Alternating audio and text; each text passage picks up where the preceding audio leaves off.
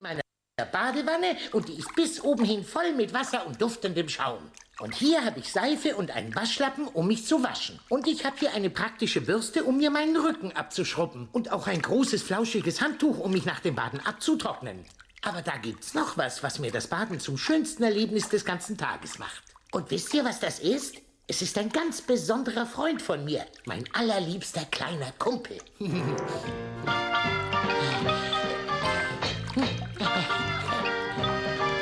Oh, Quietscheentchen, nur mit dir plansche ich so gerne hier.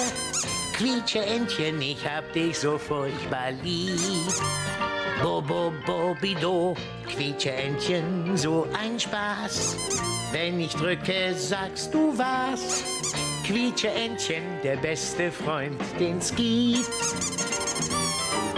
Oh, jeden Tag, wenn ich baden mag oder spritzen, sieh ich auf meinem Lieblingsplatz meinen kleinen Schatz sitzen. Pitsche, pitsche, patsch, pitsch, Quietscheentchen, du bist mein und gehörst nur mir allein. Quietscheentchen, ich hab dich so furchtbar lieb. Du, Quietscheentchen, soll ich dir mal mit meiner neuen Rückenschrubbürste den Rücken schrubben? Du willst? Dann los, schön so. Du, die Ohren müssen wir aber auch waschen. Ach so, richtig, du hast ja gar keine Ohren, Entchen.